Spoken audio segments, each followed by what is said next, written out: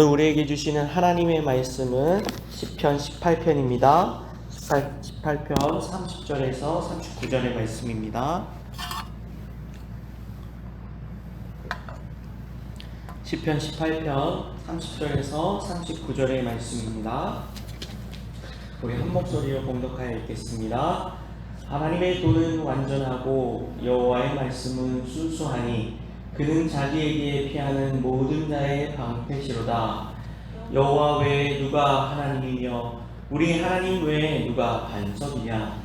이 하나님이 힘으로 내게 띠띠우시며 내 길을 완전하게 하시며 나의 발을 암사슴 발 같게 하시며 나를 나의 높은 곳에 세우시며 내 손을 가르쳐 싸우게 하시니 내 팔이 놋팔을 당기도다. 또 주께서 주의 구원의 방패를 내게 주시며 주의 오른손이 나를 붙들고 주의 온유함이 나를 크게 하셨나이다. 내 걸음을 넓게 하셨고 나를 실족하지 않게 하셨나이다. 내가 내 원수를 뒤쫓아가리니 그들이 망하기 전에는 돌아서지 아니하리이다. 내가 그들을 쳐서 능히 일어나지 못하게 하리니 그들이 내 발 아래 엎드려지리이다. 주께서 나를 전쟁하게 하려고 능력으로 내게 띠띠우사 일어나 나를 치는 자들이 내게 굴복하게 하셨나이다. 아멘. 오늘 말씀의 제목은 뚫리지 않는 방패, 지금 내 손에 있습니까? 라는 제목으로 말씀을 나누겠습니다. 오늘 이 시편 18편의 말씀은요, 일반적으로 제왕시로 알려져 있습니다. 그러나 좀 더 자세하게 보면요, 이 시편을 보면 왕의 전승 감사시로도 볼 수 있습니다. 왕이 전쟁에서 승리한 것을 하나님 앞에 감사로 올려드리는 시편이기 때문입니다. 또 이 시편은 시인은 왕으로서 전쟁에서 승리한 후 거룩한 용사이신 주님께 감사를 드리고 있고요. 구체적으로는 그는 원수들에게서 쫓기고 있었습니다. 또 그의 원수들은 많았고 강했습니다. 또 그를 미워하였었습니다. 왕은 전쟁 중에 승리를 얻기 위해서 하나님께 기도하였고요. 또 주님은 응답하여 주셨습니다. 그러한 응답의 주님께 감사를 드리고 있는 것입니다. 결국 왕은 온 세계를 정복하고 다스리게 되며 또 그에게 승리를 주신 하나님을 찬양하게 됩니다. 이 시편의 본문 속에는 다윗과 그 자손이 구체적으로 언급되어 있고요. 또 그렇기 때문에 제왕적 성격으로 분류할 수 있는 것입니다. 내용 관찰 문제 1번을 보겠습니다. 흠이 없고 완전한 하나님의 말씀은 영적 전쟁에서 어떤 역할을 합니까? 먼저 오늘 본문 30절을 보면요, 하나님의 도는 완전하고 여호와의 말씀은 순수하니 그는 자기에게 피하는 모든 자의 방패시로다 라고 말씀하십니다. 우리의 방패가 되시는 분, 또 피하는 모든 자, 하나님 앞에 나오는 자들에게 하나님의 방패가 되어주신다 라고 말하고 있습니다. 또 35절에서는요, 또 주께서 주의 구원의 방패를 내게 주시며 주의 오른손이 나를 붙들고 주의 온유함이 나를 크게 하셨나이다 라고 얘기하고 있습니다. 우리는 말씀을 통해서, 즉 여호와의 말씀은 순수하니, 이것은요 정교하고 순수하다, 그러니까 정련된 금과 같이 정교하고 순수하다라는 말씀입니다. 즉 우리에게 방패가 되어주시는 것은 여호와이시지만 또 여호와의 말씀이 우리에게 방패가 되어주신다는 것이고요. 또 이 말씀을 통해서요 영적 전쟁을 승리로 이끌어갈 수 있습니다. 말씀은 우리에게 하나님의 힘을 공급해 주고요, 또 적의 공격을 막을 수 있는 방패가 되어줍니다. 이게 영적으로 또 비유적으로 표현했습니다. 시편이다 보니까요. 근데 이 시편의 비유를 통해서 우리가 하나님이 나의 구원자가 되어주시고 방패가 되어주신다라는 것을 은유적으로 표현하고 있는 것입니다. 내용 관찰 문제 2번을 보겠습니다. 우리가 원수와 싸울 때 하나님이 우리를 붙들어 주시면 어떤 일이 벌어집니까? 라고 했습니다. 37절부터 보게 되면요, 37절에요, 내가 내 원수를 뒤쫓아가리니 그들이 망하기 전에는 돌아서지 아니하리다 라고 말합니다.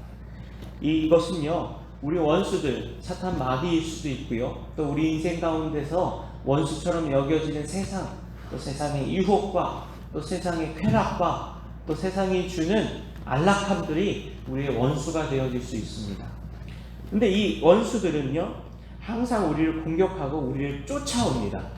항상 우리는 원수들에게 쫓깁니다. 어떻습니까? 우리가 인생을 살아가다 보면요, 우리 인생 가운데 쾌락을 쫓고요, 풍요를 쫓고요, 안락함을 쫓아다닙니다. 그리고 돈을 쫓아다닙니다. 성공을 쫓아다닙니다. 항상 우리는 쫓기는 인생이 됩니다. 그러한 것들을 우리가 쫓고 쫓기는 인생이었지만요, 하나님이 우리의 방패가 되어주시고 구원자가 되어주시면요, 그 원수들은 이제는 어떻게 됩니까? 물리치게 된다는 것입니다. 그리고 그 원수들은 결국 망하게 될 것이다 라고 말하고 있는 것이죠. 또 38절에 보면요, 내가 그들을 쳐서 능히 일어나지 못하게 하리니 그들이 내 발 아래 엎드러지리이다 라고 얘기했습니다. 어떻게 됩니까? 승리를 얻게 됩니다. 이제 그 원수들이요, 내 발 아래 엎드려진다 라고 이야기합니다. 이전까지는 쫓고 쫓기며 싸우게 되고 항상 지쳐있던 상대였습니다. 근데 여호와의 말씀이 나의 방패가 되어주시고 여호와가 나를 지켜주시고 보호하여 주시면 그 원수들이 어떻게 됩니까? 이제 내 발 아래 굴복하게 된다라는 것입니다. 말씀드렸던 것처럼요, 이 원수를 악한 사탄 마귀라고 이야기할 수 있는데요, 그렇게 되면 너무 추상적입니다. 말씀드린 것처럼 우리가 쫓기는 것이 무엇인가? 실제적으로 우리의 삶 속에서 실존적으로 우리가 싸우는 존재가 무엇인가를 우리가 생각할 때예요. 우리가 돈을 쫓고 명예를 쫓고 쾌락을 쫓고 그리고 우리 자신을 쫓습니다. 근데 그런 것들이 여호와의 말씀이 내 안에 충만하게 되면, 하나님이 나를 보호하여 주시고 내가 하나님의 자녀로서 살아가게 되면요, 이제 어떻게 됩니까? 내 발 아래 있게 된다는 것입니다. 더 이상 그것이 나와 싸우는 상대가 아니라 내가 밟고 일어서는 상대라는 것입니다. 생각해 보십시오. 항상 우리는 돈을 쫓습니다. 그래서 돈을 많이 얻고자 합니다. 근데 그것을 우리가 어떻습니까? 얻을 수가 없고 이길 수가 없습니다. 근데 여호와가 하나님이 나에게 평안을 주시고 그것을 이길 수 있는 방법을 알려주십니다. 그럼 어떻게 됩니까? 그것을 밟고 일어나게 됩니다. 그것이 내 발 아래에서 엎드려져 있습니다. 그것은 이제 나를 돕는 역할을 하게 됩니다. 더 이상 원수가 아니라, 싸워야 될 대상이 아니라 그것은 나를 돕는 역할을 밖에 할 수 없는 것입니다. 그리고 나는 누구의 자녀가 되는 것입니까? 여호와 하나님의 자녀가 되며 하나님의 보호를 받는 자가 된다는 것입니다. 39절을 보면요, 주께서 나를 전쟁하게 하려고 능력으로 내게 띠띠우사 일어나 나를 치는 자들이 내게 굴복하게 하셨나이다 라고 말하고 있습니다.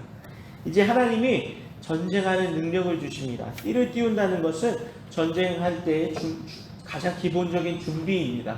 몸에 그 옷들을 띄우고 그 위에 갑옷을 입고 이렇게 준비하는, 싸움을 준비하는 그런 가장 기본적인 역할들을 하는 것이고요. 또 전쟁을 하게 하려 할 때 능력으로 우리를 도와주신다 라고 말씀하고 있는 것입니다. 하나님께서 우리를 그러한 능력으로 도와주고 계신다는 것을 믿고 나아갈 때요, 원수와 싸울 수 있고 또 그 원수를 내 발 아래, 더 이상 그가 싸우는 존재, 내가 피해 다니고 쫓기는 존재, 쫓는 존재가 아니라 이제는 그 내 발 아래 엎드려진 존재가 될 수 있게 된다라는 것입니다. 연구와 묵상 3번입니다. 하나님이 나를 영적 군사로 만드시는 과정을 하나하나 살펴봅시다 라고 했습니다. 32절에 보면요, 먼저 이 하나님이 힘으로 내게 띠띠우시며 내 길을 완전하게 하시며 라고 말씀하고 있습니다. 이 띠는요, 힘을 상징하는 것이고요, 또 기본적으로는 나를 강하게 한다라는 뜻을 갖고 있습니다. 강조점은요, 주님이 용사인 시인, 오늘 저자에게 띠를 띄우고 있는데요, 즉 주님께서 그에게 전쟁에 필요한 힘과 에너지를 주신다는 것을 의미하고 있습니다. 33절을 보면요, 나의 발을 암사슴 발 같게 하시며 나를 나의 높은 곳에 세우시며 라고 말하고 있습니다. 주님은 왕에게, 시인에게 초자연적인 힘을 주실 뿐만 아니라 민첩함, 즉 암사슴의 발은요 빠르다라는 것을 의미하고 또 튼튼하게 하다라는 것을 의미합니다. 전쟁에서 빠르고 또 튼튼한 발은 필수적인 것입니다. 왕의 발이 암사슴으로 비유된다는 것은요, 암사슴은 험악한 산악 지역에서도 민첩하고 빠르고 자유롭게 움직일 수 있다는 것입니다. 그래서요, 그 발을 통해서 피할 때는 피하고 또 공격해야 할 때는 공격하고 민첩하게 움직인다는 것을 의미하고 있습니다. 또 33절에서요, 내 손을 가르쳐 싸우게 하시니 내 팔이 놋활을 당기도다라고 얘기하고 있습니다. 근데 하나님께서 손을 쓰는 법, 즉 활을 쓰는 법을 가르쳐 주시고요, 팔에 힘을 주셔서 놋활을 당긴다고 했습니다. 우리가 활을 무엇으로 만들죠? 우리나라 같은 경우에 이제 각궁이라고 해서 이제 그 물속 풀로 만들고, 또 서양 같은 경우에 이제 나무로 만듭니다. 왜냐하면 사람이 당길 수 있어야 그게 활이 제 기능을 하지요. 사람이 당길 수 없는 활은 아무리 강력한 활이라 할지라도 무용지물입니다. 놋으로 만든 활을 사람이 당길 수 있을까요? 없습니다, 사실은. 이게 그 초자연적인 힘이 있지 않고서는요, 놋으로 만든 활을 당길 수가 없습니다. 근데 하나님이 힘을 주셔서 인간이 당길 수 없는 놋활을 당기게 하시고, 그리고 그 놋활인 만큼 그 강력함은 어떠하겠습니까? 타의 추정을 불허합니다. 어떠한 활보다 강력한 활이 바로 이 놋활을 말하는 것이고 상징하는 것입니다. 즉 무엇입니까? 하나님이 내 손을 또 활을 쓰는 법을 훈련시켜 주시고 그 쓰는 법을 통하여서 아무도 당길 수 없었던 활을 당기게 하여 주시고, 세상에 가장 강력한 그 활을 통하여서 원수를 꿰뚫게 하신다라는 것을 상징적으로 비유적으로 말씀하시는 것이 바로 이 내 팔이 놋활을 당기는도다라는 표현 속에 담겨 있는 것입니다. 이것은 무슨 의미입니까? 하나님의 말씀이 놋활과 같다는 것입니다. 하나님의 말씀은 우리를 지키시는 방패이시기도 하지만 또 놋활입니다. 이 세상 그 무엇도 꿰뚫을 수 있는 강력한 활, 강력한 능력과 권능을 가지고 계시다는 것이고요. 그것은 우리 인간의 힘으로는 당길 수 없습니다. 즉 인간의 힘으로는 그 말씀을 해석할 수 없고 이해할 수 없습니다. 그럼 어떻게 됩니까? 하나님이 우리에게 힘을 주셔야, 하나님이 그 말씀을 능히 알 수 있게 조명하여 주시고 알려주셔야만 그 말씀을 우리가 이해하고 사용할 수 있다는 것입니다. 이 본문의 말씀처럼 그 손을 가르쳐 주셔야만 가능하다는 것입니다. 아무리 강력한 놋활이 있다 할지라도 당길 수 없으면, 하나님이 내게 힘을 주시지 아니하시고 그 활을 쓰는 법을 가르쳐 주시지 아니하시면 아무리 무용지물이 된다는 것이죠. 그러나 하나님이 그러한 강력한 힘을 우리에게, 나에게 주고 계신다라는 것을 우리가 기억해야 합니다. 또 35절을 보면요, 또 주께서 주의 구원의 방패를 내게 주시며 주의 오른손이 나를 붙들고 주의 온유함이 나를 크게 하셨나이다 라고 얘기하면서요, 다시 한번 구원의 방패를 이야기하고 있습니다. 그러면서 또 주의 오른손은 권능과 능력과 권세를 의미합니다. 이 권능과 능력으로 우리를 붙들어 주시고 또 주의 그 온유함으로 나를 크게 하셨습니다. 하나님의 그 온유하심, 우리를 품어주시는 그 온유하심으로 우리를 크게 하셨다는 것입니다. 이처럼요, 하나님은 하나님의 영적 군사로 우리를 세우시기 위해서 우리를 훈련시키시고 연단시키시는데, 그 연단을 말씀을 통하여서 우리를 단련하신다는 것을 우리가 기억해야 합니다. 오늘 이 새벽에 나와서 우리가 말씀을 듣는 이유는 무엇입니까? 우리에게 안도할 수 있게 하시고 우리에게 평안을 주시는 것도 말씀이고요, 또 오늘 하루를 살아내고 이겨낼 수 있는 힘을 주시는 것도 여호와의 말씀입니다. 우리가 그 여호와의 말씀임을 알고 오늘 우리에게 주신 이 말씀을 통하여서 오늘 하루 승리하고 영적 전쟁 이겨내는 우리가 되어야 할 것입니다. 느낀점 4번입니다. 영적 전쟁에 필요한 체력을 단련시키시고 기술을 가르쳐 주시며 직접 내 손에 방패를 쥐어주시고 전쟁터에 함께 가셔서 나를 지켜주시는 하나님을 묵상할 때 어떤 생각이 듭니까? 앞에서 우리가 쭉 살펴본 것과 같이요, 하나님이 오늘 시편 기자는 왕으로서 또 자신을 단련하시고 전쟁을 준비하여 주신 그 하나님을 이 찬양하고 그 하나님의 준비시켜 주심을 이야기하였습니다. 근데 이것을 우리에게 적용해 봐야 합니다. 오늘 우리는 전쟁을 치르진 않습니다. 이런 육탄전을 벌이거나 실제로 칼을 당기거나 창과 칼을 쓰거나 원수들이 눈앞에서 보이진 않습니다. 우리 집사님은 원수가 있으세요? 없으시죠? 저도 없습니다. 뭐 가끔 아내가 원수처럼 느껴질 때는 있지만 그것은 잠시 잠깐이고요. 실제적으로 사랑의 대상이죠. 그럼 원수는 누구일까요? 제가 앞에 서두에 말씀드린 것처럼요. 우리를 쫓는 자들, 또 우리가 쫓는 자들, 그리고 나를 쫓기게 만드는 그것들이 우리의 원수라는 것을 기억해야 합니다. 이 고대에는요, 이 전쟁이 실존입니다. 이 그 왕에게, 오늘 다윗 왕이겠지요? 다윗 왕에게는 전쟁은 실존이었고 생사를 거는 문제였습니다. 오늘 우리에게도 실존적으로 다가오는 일들이 너무나도 많습니다. 고대의 전쟁처럼 칼과 창과 활로 싸우진 않지만요, 우리는 영적으로 싸웁니다. 세상의 풍파, 또 세상의 유혹, 세상의 시험들 날마다 우리를 찾아옵니다. 말씀드린 것처럼 돈이 될 수도 있고요, 사람과의 관계가 될 수도 있고요, 세상에서 누리는 쾌락이 될 수도 있고요. 수많은 것들이 우리를 영적으로 침노하고 우리를 넘어뜨리려고 합니다. 하나님과 우리와의 관계를 끊어내려고 합니다. 근데 그것들이 우리의 원수라는 것을 기억해야 합니다. 저 자신도요, 나태함인 것 같아요. 저 참 나태하게 이렇게 살아온 인생인데요, 항상 그 나태함과 싸워야 합니다. 제가 하나님께 부름받은 자로서 오늘 새벽에 일어나는 것도 참 많이 힘들었습니다. 근데 이것도 항상 우리가 싸워야 합니다. 근데 내 힘으로 싸우려고 하면 너무 힘듭니다. 뭐 나태함을 내 능력으로, 내 체력으로 이겨내려고 하면 너무 힘듭니다. 근데 하나님이 주신 말씀의 은혜, 하나님이 주신 능력과 그 사랑으로 이겨낼 수 있습니다. 아침에 눈을 뜰 때에 그냥 내가 내 자신을 이겨야 된다라는 생각으로 이겨내면 너무 어렵습니다. 근데 하나님의 말씀 가운데로 나아가고 하나님이 주신 사랑 가운데로 나아가고 이 새벽에 나와 하나님을 만날 것을 기대하며 나아가면요, 그 이 아침에 일어나서 나오는 것이 어렵지가 않습니다. 이겨낼 수 있습니다. 저의 경우에는 그런 나태함이라고 말씀드렸습니다. 우리 성도님들에게는 무엇입니까? 우리 집사님에게는 무엇입니까? 말할 수 없는 그 무언가가 있을 것입니다. 돈이 될 수도 있고, 명예가 될 수도 있고, 세상이 주는 안락함이나 안전함이 될 수도 있고, 세상이 주는 쾌락이 될 수도 있고, 수많은 것들이 될 수 있습니다. 그러나 그 속에서 하나님은 어떻게 하십니까? 영적인 전쟁을 이길 수 있도록 우리를 단련시켜 주십니다.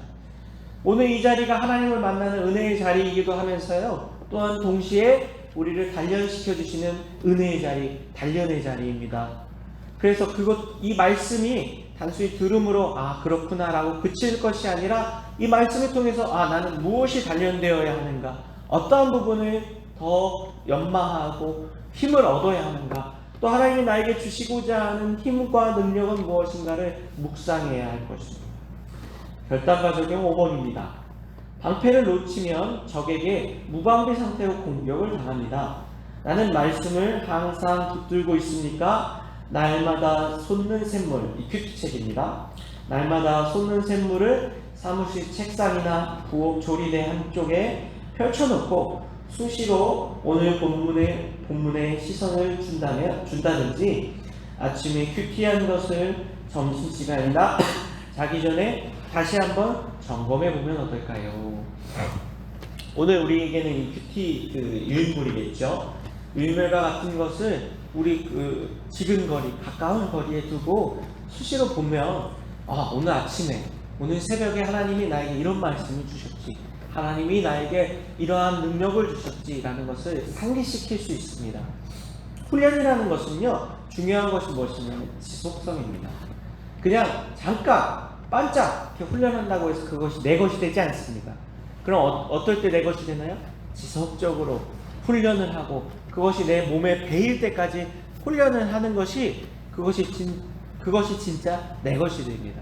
저도 이렇게 설교 말씀을 전하는 것이요, 참 못했습니다. 지금도 못하지만 예전에는 더 못했습니다. 근데 이것이 하나님이 훈련을 시켜주세요. 기회가 될 때마다, 시간이 될 때마다 단에 세우시고 말씀을 선포하는 훈련을 시켜주시니까요, 예전보다는 많이 좋아졌습니다. 이처럼요, 말씀을 전하는 것이나 말씀을 묵상하는 것이나 더 중요한 것은 말씀대로 살아내는 것이죠.